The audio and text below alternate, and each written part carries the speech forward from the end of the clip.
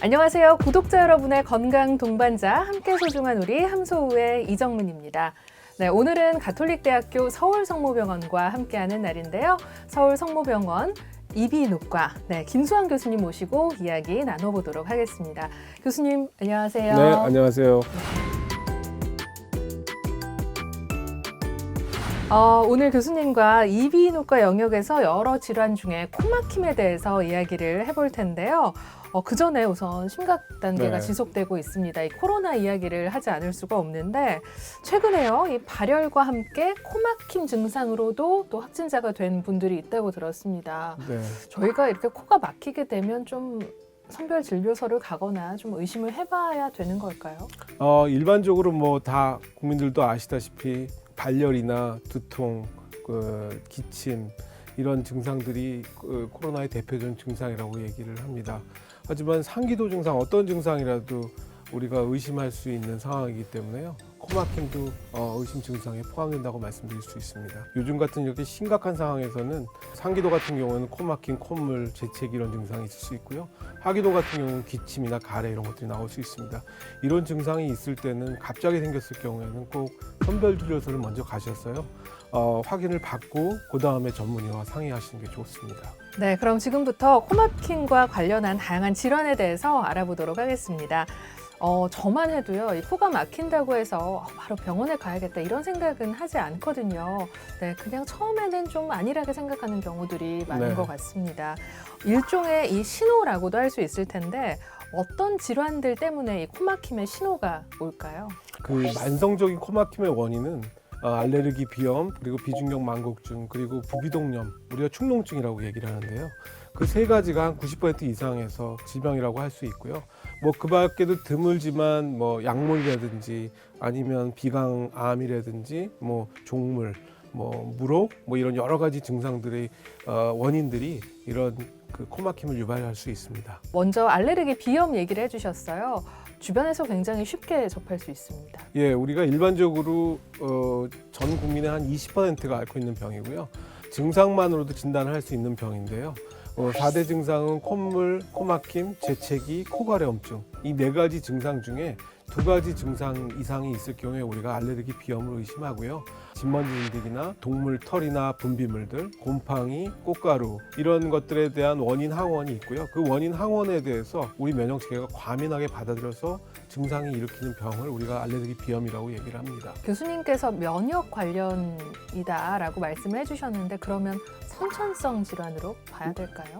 예, 이게 선천적인 것과 후천적인 게 같이 복합되어 있는 병입니다. 부모 양쪽 다 알레르기 비염이 있을 경우에는 한 50% 정도에서는 자손에게 알레르기 비염이 생긴다고 얘기를 하고요. 알레르기의 유전성을 가지고 있다가 애완동물을 키운다든지 이런 것들과 뭐 최근에는 이런 미세먼지나 이런 여러 가지 요소들이 알레르기 비염을 악화시킬 수 있는 환경적인 요인들입니다. 뭐 저도 지금 알레르기 비염 환자이긴 한데 남들이 보기엔 그렇게 심각해 보이지 않단 말이죠. 근데 환자 개인은 굉장히 고생하는 경우가 많습니다. 알레르기 비염의 치료법은 크게 네 가지로 나눕니다. 대표적인 것이 회피요법, 그 다음에 약물요법, 면역요법, 그리고 이제 수술요법을 들 수가 있는데요.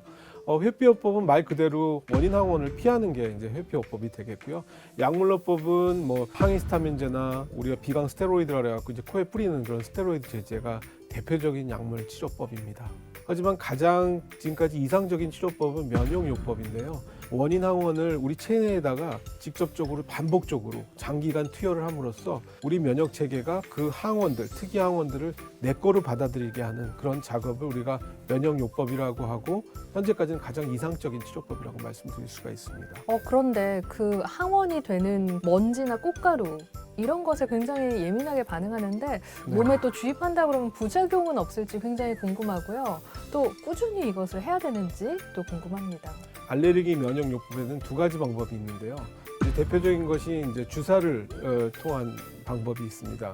주사 통한 방법은 매달 병원에 오셔서 그 원인 항원을 저농도에서 고농도로 주사를 하시고요. 네. 그리고 이게 항원이기 때문에 위험할 수 있기 때문에 한 30분 내지 1시간 정도 병원에 대기해서 이상이 없는지를 확인해야 됩니다. 그렇기 때문에 환자들이 3년 동안 매달 와야 되기 때문에 굉장히 불편하고요. 그래서 최근에는 이 설화 면역 치료라는 게 있습니다. 그래서 항원을 혀 밑에다가 집어넣고 한 1, 2분 정도 머금고 대신 매일 해야 되는 그런 불편한 점이 있긴 하죠. 하지만 안전성이 확보되어 있고 집에서 할 수 있기 때문에 굉장히 좋은 치료법으로 인정을 받고 있습니다. 그러면 이어서 수술요법은 어떤지도 궁금한데요. 왠지 수술을 한다 그러면 완치도 가능하지 않을까라는 생각을 해보게 됩니다. 네, 사실은 이론적으로 이게 면역학적인 병이기 때문에 수술 치료법 하나로 완치를 시키는 것은 쉬운 일은 아닙니다. 하지만 코와 안에는 하비각계라는 구조가 있습니다. 우리가 콧살이라고 표현을 하는데요. 거기가 굉장히 비유가 됩니다. 그러니까 커지는 거죠. 그래서 그 부분을 우리가 레이저나 코블레이터 뭐 이런 기구를 이용해서 안전하게 줄여서 코막힘을 좋아지게 하는 그런 수술 방법이 있습니다. 이번에는 축농증이라고 불리는 부비동염에 대해서 알아볼 텐데요. 부비동염 역시 앓고 있는 분들이 참 많은데 그에 비해서 왜 생기는지 원인은 잘 모르는 것 같아요. 부비동의 역할은 무엇이냐면 우리가 들어온 공기를 적당한 습도와 온도를 맞추고 지저분한 공기, 더러운 공기를 정화해서 폐로 보내는 중요한 역할을 하게 됩니다.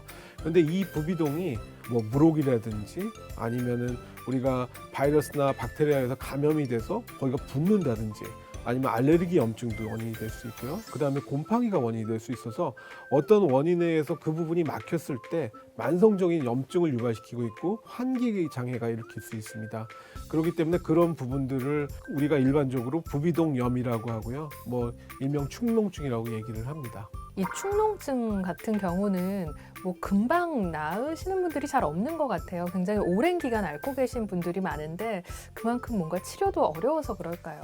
부비동염의 치료는 약물 치료가 원칙입니다. 하지만 약물 치료에 특히 만성화된 병에서 약물 치료가 좋지 않을 경우에 우리가 수술을 하게 되는데요. 이 수술은 대표적인 게 이제 내시경을 이용한 우리가 비부비동 수술이라고 얘기를 합니다. 한 70% 정도에서는 재발 없이 완치가 되는 것 같습니다. 부비동 내시경 수술을 과거에는 이제 굉장히 많이 했었는데요. 사실 위험성도 있습니다. 왜냐하면 이 부비동 주위가 뭐 시신경이라든지 안구라든지 뇌가 있고요, 위쪽으로는. 그리고 그 안쪽으로 더 들어가면은 큰 혈관이나 신경들이 많이 있습니다. 그렇기 때문에 거기 손상을 받으면 합병증이 생길 수 있는데요. 최근에는 내비게이션 시스템을 이용해서 저희가 부비동 내시경 수술을 굉장히 안전하게 시행할 수 있습니다. 그러면 오늘 끝으로요. 비중격 만곡증에 대해서도 알아볼 텐데요. 교수님 어떤 병인가요? 이 비중격이라는 구조는 우리 코의 기둥 역할을 한다고 생각하시면 됩니다. 그래서 그 코 사이를 양쪽으로 나누는 가로막인데요. 그 가로막은 앞쪽은 연골로 되어 있고 뒤쪽은 뼈로 구성되어 있습니다. 그래서 그게 많이 휘었을 경우에 우리가 공기 흐름을 방해하게 되고 아주 심한 경우에는 코가 막혀서 우리가 비중격 만곡 교정 수술을 하게 됩니다. 이 비중격 만곡증과 관련해서 기능적 비성형술이라는 게 있던데 교수님 이건 좀 다른 수술법인가요? 예, 좀 확대된 부분이라고 말씀드릴 수가 있는데요. 기능적 비성형술이라는 건 뭐냐면 한 번 수술을 통해서 우리가 코막힘의 기능적인 부분을 해결해주고 동시에 외적인 모양을 같이 만들어주는 수술을 우리가 기능적 비성형 수술이라고 얘기를 합니다. 이 코막힘 오늘 말씀을 들어보니 그저 놔두면 안 되는 증상들인 것 같은데 혹시 계속 이 증상을 무시하고 있다가 어떤 병으로 연결되는 경우도 있을까요? 성장기 하나에서는 일반적으로 코막힘이 심하면 입으로 숨을 쉽니다. 구호흡이라고 그러죠. 입으로 숨을 쉬기 때문에 얼굴 성장에 문제가 생길 수 있고 얼굴 변형이 올 수 있는 그런 부분이고요. 이러한 환기장애가 계속되고 코막힘이 계속되면 이런 축농증이나 중이염을 유발될 수도 있기 때문에 코막힘은 꼭 전문의와 상담을 하셔서 원인을 알고 거기에 대한 치료가 필요하다고 생각을 합니다. 오늘 그냥 별거 아니라고 생각하고 넘어갈 수 있는 코막힘에 대해서 교수님께서 자세히 이야기해 주셨습니다. 교수님 오늘 좋은 말씀 감사합니다. 네, 감사합니다. 좋아요, 구독하기, 알림 설정.